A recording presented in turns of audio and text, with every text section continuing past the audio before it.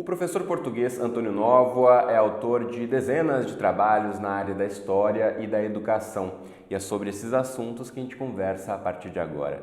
Professor, prazer em conhecê-lo, tudo bem? Muito prazer, tudo bem. Grande prazer estar aqui consigo. Muito bem. O professor defende a pedagogia com humanidade. Como desenvolver essas práticas pedagógicas a partir do trabalho do professor? A ideia da pedagogia com humanidade dentro é porque nós precisamos de perceber que os conhecimentos por si só não nos trazem um conhecimento da humanidade e que precisamos de criar um conhecimento que tenha uma consciência humana. O Edgar Morin fala muito disso, nos 7 saberes necessários para uma educação do futuro. Ele começa por dizer que temos que compreender os limites do conhecimento, as cegueiras do conhecimento e que o conhecimento por si só não forma uma criança. É um conhecimento que tem que ter essa dimensão da humanidade. E para isso há 4 ideias, que são ideias que têm mais de 100 anos, que nós temos que levar à prática. Primeira ideia, não podemos servir a mesma escola para todas as crianças. Segunda ideia, educar é também cooperar com os outros, é trabalharmos com os outros, trabalharmos sobre o conhecimento, com certeza, mas não é aquele conhecimento que é transmitido sem que nós cooperemos uns com os outros. A comunicação. A comunicação nas sociedades do século XXI é decisiva. A revolução digital permite-nos modelos de comunicação impressionantes. A pedagogia tem ao seu alcance um instrumento de comunicação fabuloso, mas para nós a comunicação na sala de aula quase sempre é indisciplina. São os alunos a falar uns com os outros e a perturbar a aula do professor. Quarta ideia, a ideia da pesquisa, da criação. A ideia daquilo que já o Paulo Freire nos dizia. Não se aprende consumindo saber, a ideia da educação bancária, não se aprende consumindo saber, aprende-se produzindo saber, criando conhecimento. Ora bem, a escola tradicional, a sala de aula tradicional, os modelos de organização das práticas pedagógicas, para responder à sua questão, não permitiam isto. Como é que numa sala de aula tradicional se individualizam os percursos? Não, o aluno está lá sentado na sua carteira. Como é que se pode fazer um trabalho de cooperação? Impossível, o aluno está lá sentado na sua carteira. Como é que se pode comunicar entre os alunos? Impossível, o aluno está lá a ouvir o professor. Como é que se pode criar? Não há maneira de criar, não há os laboratórios, não há os instrumentos, não há os espaços. Então as novas práticas pedagógicas implicam uma nova atitude do professor, uma nova atitude da escola, novos espaços escolares que possam ser coerentes com esta realidade de um conhecimento que hoje se expande em toda a sociedade, com a realidade de novas crianças, de uma nova geração que pensa de maneira diferente do que nós, que se relaciona com o conhecimento de maneira diferente do que nós, sobretudo, que é isso que nos interessa, que aprende de maneira diferente do que nós. Bom, o senhor fala em educação dos deveres humanos. O que são esses deveres e como aplicá-los? É uma educação comprometida. Isto é, a educação não se faz fora de um compromisso social. E esse compromisso social é com as questões da condição humana. Há 2 grandes compromissos que a educação deve ter, nas palavras do Edgar Morin, com a condição humana e com a identidade terrena, com a identidade da terra. Estes 2 compromissos são centrais. Nós estamos a destruir a nossa relação com os outros. Não estamos em paz com os outros. Estamos num processo de mais intolerância, de mais guerra, de mais incompreensão. Precisamos de compreender a condição humana e de construir a paz com os outros. Não porque somos todos iguais, eu não quero toda a gente igual, mas porque somos capazes de dialogar uns com os outros, de comunicar uns com os outros, de nos entendermos uns aos outros e de nos entendermos até e sobretudo nas nossas diferenças. A paz com os outros, a paz com a terra. O homem e a humanidade não resiste muito mais tempo se não tiver outras formas de produzir, se não tiver outra relação com a terra, com as alterações climáticas, com o consumo da energia. E tudo isto é uma educação que nós não temos tido. Esta educação de uma consciência planetária, daquilo que alguns designam por uma cidadania planetária. A consciência que a Terra é a nossa casa. Como o Papa Francisco disse de maneira tão notável na encíclica Laudatio Si, não é? Enfim, essa consciência da Terra é absolutamente central. Hoje, brincando com as palavras, nós poderíamos dizer que o local é o mundo. Hoje o local é o mundo, não é? Não há o local e o global. Hoje o local é o mundo. E, portanto, essa consciência do mundo, quer seja do mundo dos outros, quer seja do mundo da Terra, é central para educar uma criança. Isto quer dizer que os conhecimentos são menos importantes? Não. Os conhecimentos são centrais, da matemática, do português, da física, da biologia, da história. Não há educação sem conhecimento. Conhecimento é a matéria-prima em que o professor trabalha. Mas esses conhecimentos não têm que estar cortados disciplinarmente, em fatias curriculares, rígidas, engessadas. Eles devem estar construídos em torno de grandes temas, de grandes problemas, daquilo que na ciência se chama a revolução da convergência. Não é? Ora, nós precisamos de uma revolução da convergência também na área do ensino e na área da educação, para sermos capazes de educar ou de ter uma pedagogia com humanidade dentro. Bom, o senhor fala muito sobre o papel do professor, defende que nada substitui o professor. Então, nesse sentido, qual deveria ser o papel e a formação continuada do professor nos dias de hoje? Que há, no século XIX, um célebre político francês, que aliás muito mais tarde o Tony Blair em Inglaterra veio a repetir, perguntava quais são as 3 grandes prioridades para o país. E respondeu: a primeira é a educação, a segunda é a educação, a terceira é a educação. Se me perguntar hoje quais são as 3 grandes prioridades para a educação, eu respondo-lhe: a primeira é o professor, a segunda é o professor, a terceira é o professor. Isto é, se não houver professores qualificados, bem formados, com autonomia, a trabalharem com liberdade, nós não conseguiremos, como dizia um teórico inglês, educar humanos por humanos para o bem da humanidade. A educação de humanos faz-se por outros humanos, não se faz por robôs, não se faz por pessoas desqualificadas. Muitas vezes nós reduzimos o professor a uma dimensão técnica, como se ele fosse um robô que estava ali a dar uma aula disto ou uma hora daquilo. O professor é uma pessoa em toda a sua humanidade e é o reforço desta pessoa que nos permite enriquecer o trabalho educativo nos dias de hoje. Para isso, a formação de professores é central. Formação inicial de professores. Na formação inicial de professores, nós temos formado o professor como se ele fosse uma junção de 30 coisas diferentes. Ele sabe um pouco de matemática, um pouco de didática, um pouco de pedagogia, um pouco de história da educação, um pouco disto, e a junção desses poucos todos não faz um professor. Precisamos, por isso, de ter um foco na formação do professor como um profissional. Claro que ele tem que saber matemática, claro que ele tem que saber pedagogia, claro que ele tem que saber história e filosofia da educação, mas isso deve contribuir para a formação de um foco como formação profissional de um professor. E é por isso que eu defendo que haja um lugar dentro das universidades, onde se tenha um lugar onde se faça esta coerência da formação de um professor, onde estejam todos aqueles das matemáticas, das biologias, das pedagogias, das didáticas, que possam contribuir para a formação de um professor como um profissional. Enquanto este lugar não existir, eu acho que a fragmentação que existe dentro das universidades não é benéfica para construir um programa coerente de formação de um professor como um profissional. Depois defendo que as políticas educativas têm de dar mais atenção aos 3 ou 4 primeiros anos como professor, o que nós chamamos de indução profissional, a chegada à profissão.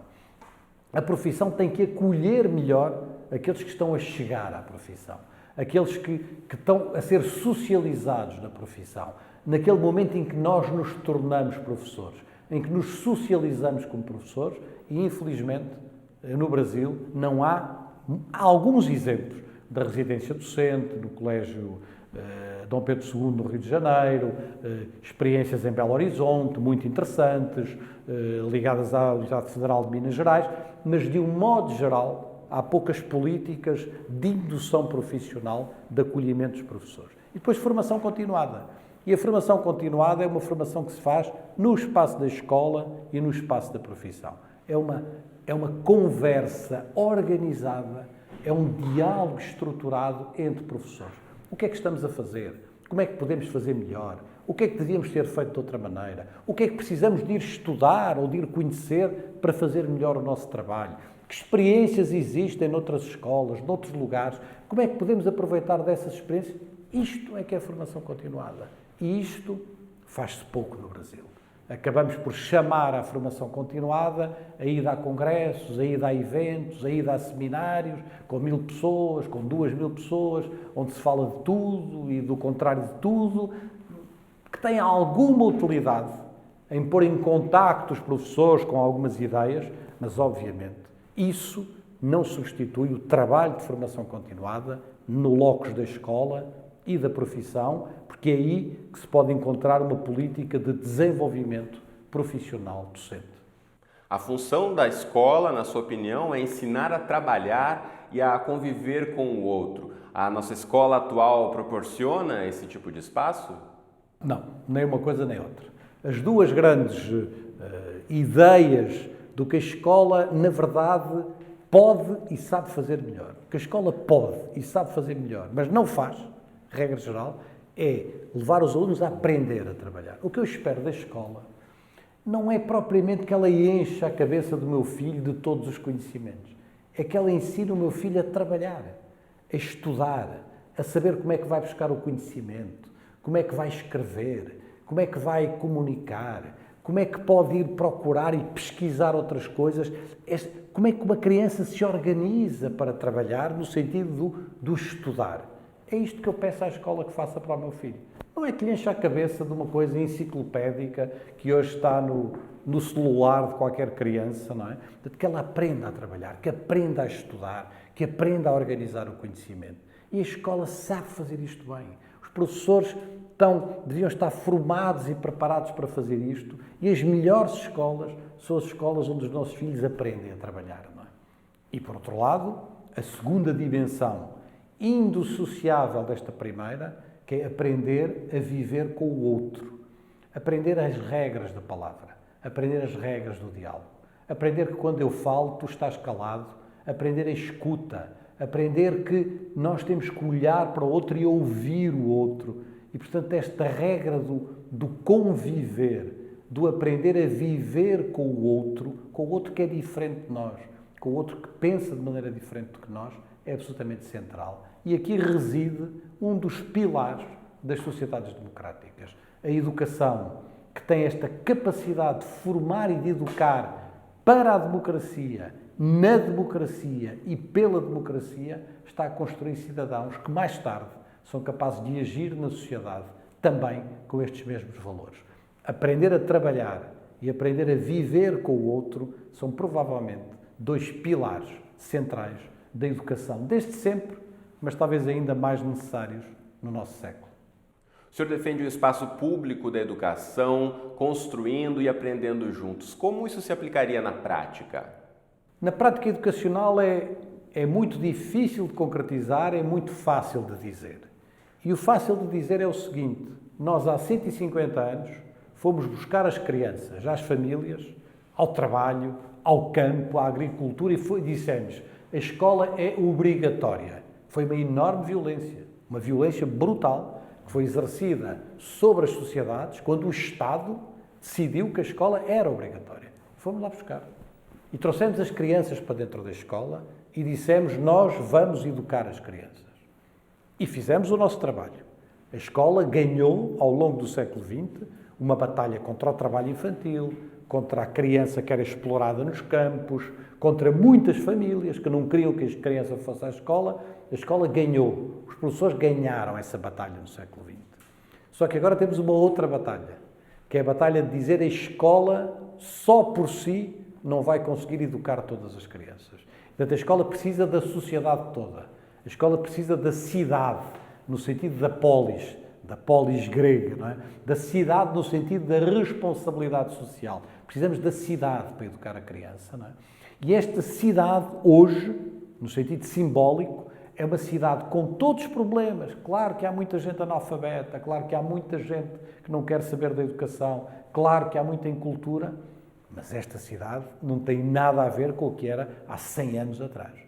É uma cidade que tem instituições culturais, que tem ciência, que tem universidades, que tem associações, que tem movimentos sociais, que tem clubes diversos. Ora, esta cidade cidade de cidadãos, cidade da polis, tem de contribuir para a dimensão educativa.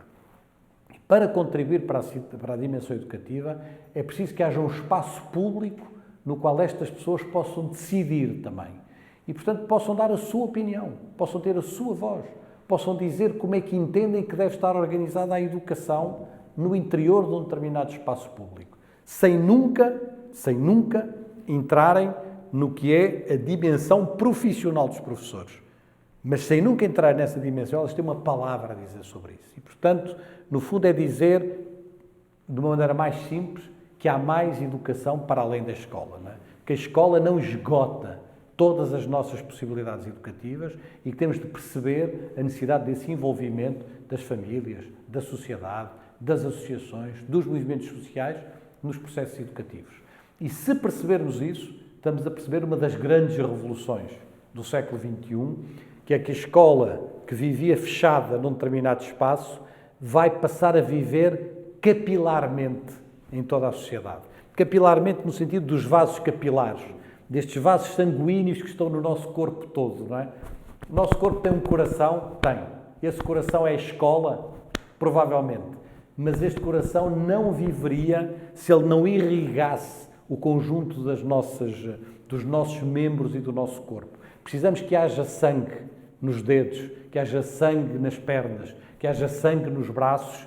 Precisamos que haja educação nesses membros todos, sem que o coração deixe de ter o seu papel, e este é a escola, mas contribuindo capilarmente para que a educação esteja em muitos lugares. E por isso precisamos que as pessoas participem, que as pessoas tenham liberdade, tenham participação e tenham capacidade de deliberar neste espaço público da educação. É uma das grandes revoluções em curso no mundo todo, que tem a ver com mais cidadania, com mais participação, com mais responsabilidade de todos pela educação. A educação não é a responsabilidade das escolas e dos professores, a educação é a responsabilidade de todos e todos têm que assumir a sua parte pela educação. À escola, o que é da escola, à sociedade, o que é da sociedade.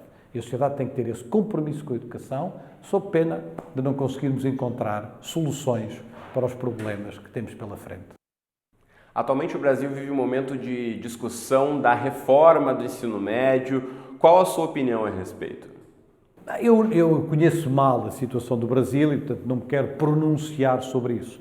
Em termos genéricos, o que eu posso dizer é que as grandes reformas curriculares que tiveram lugar na década de 80 em muitos países foram muitas vezes condenadas ao fracasso, não é? Porque elas não tocam no essencial. E o essencial é a liberdade das escolas e dos professores, é o reforço das escolas e dos professores, e o essencial é a capacidade de outra dinâmica de construção dos conhecimentos, que não é necessariamente através de currículos, que não é necessariamente através de um conhecimento enciclopédico, mas que é através desta pedagogia de que eu vos vim a falar, não é? Portanto, para mim, o que me interessa é menos as grandes reformas curriculares. Eu, como historiador da educação, se há uma coisa que eu sei, é que as grandes reformas da educação normalmente deram pouco resultado, não é? E o que deu resultado foram as mudanças. Foi o reforço dos professores, o reforço de capacidade das escolas, o reforço do espaço público da educação.